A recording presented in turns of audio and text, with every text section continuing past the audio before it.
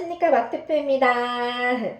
오늘도 웹3.0 넥스 이코노미 리슨 3에 대해서 알아보실 거고요. 오늘의 주제는 탈중앙화된 인터넷 플랫폼 이더리움에 대해서 알아보겠습니다. 제2세대 블록체인 이더리움이죠. 우리가 다시 번역기로 예를 들자면 이더리움은 이 번역 프로그램 구글이나 파파고 같은 이 중앙 서버가 아니고 이 블록체인에 등록되어 있다 보시면 됩니다. 그래서 모든 사람이 이 프로그램을 볼 수가 있습니다. 또한 누군가가 번역하고 싶은 문장을 입력하면 이 역시도 블록체인에 등록이 된다는 것이죠. 기존의 클라이언트 서버 구조 있죠?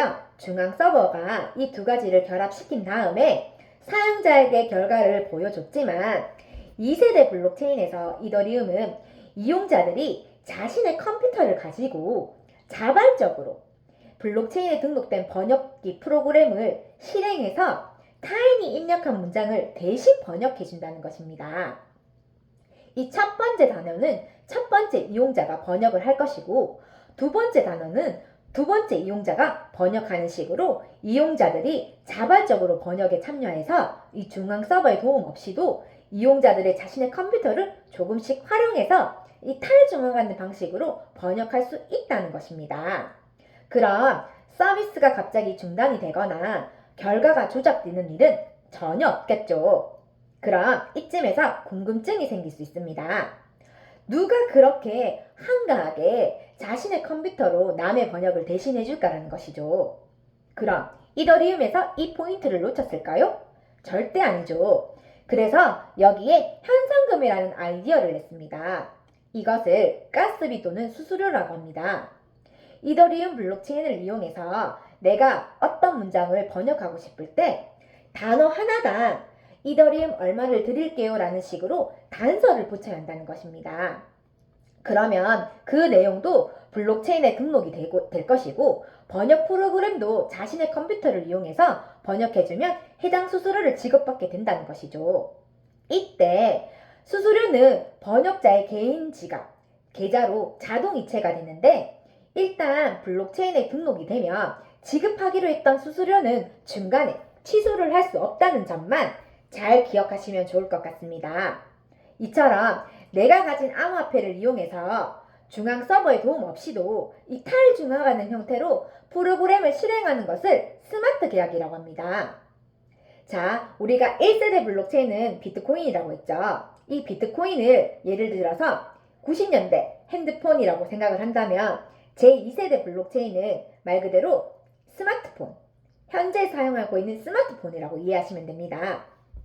그래서 이더리움은 단순한 암호화폐가 아니라는 것입니다.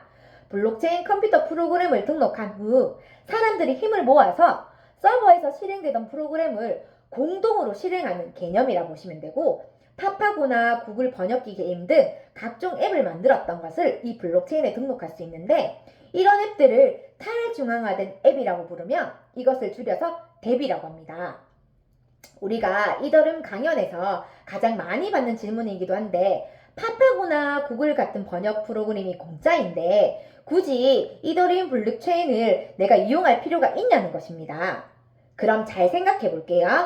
현재 인터넷 플랫폼 서비스는 과연 공짜일까요? 아닙니다. 인터넷 플랫폼은 내 개인정보를 요구하거나 내가 보기 싫은 광고 같은 거 있죠? 이런 거를 자연스럽게 보게 하며 또 보게 됩니다. 우리는 플랫폼에 내 개인정보를 제공하는 대가로 공짜 서비스를 이용하는 것이죠. 그런데 그런 주입식 광고도 보기 싫고 내 개인정보도 주기 싫은 사람들은 정당하게 수수료를 내고 서버의 도움 없이도 자신이 원하는 프로그램을 실행시키면 된다는 것입니다. 이것이 탈중앙화된 인터넷 플랫폼 제2세대 플랫폼의 진정한 개념이라는 것이죠. 그럼 거기서 또 누군가 묻는 사람이 있겠죠. 블록체인에 번역할 문장을 올리면 내 개인정보, 내가 올렸는데 나는 영어도 못하는 사람으로 낙인 찍히는 게 아니냐는 것이죠. 하지만 걱정하지 않아도 된다는 것입니다. 이미 이더리움에서는 블록체인에 개인정보가 올라갔을 때 보호할 수 있는 이 영지식 증명에 대한 다양한 기술들이 개발되고 또 사용하고 있으니까 말이죠. 그래서 다음번에는 이 책 내용에 있지 않은 이 영지식 증명에 대해서 특별히 나눠보는 시간을 가져보도록 하겠습니다. 제가 준비한 영상은 여기까지입니다. 오늘도 시청해주신 여러분들 감사하고 사랑합니다.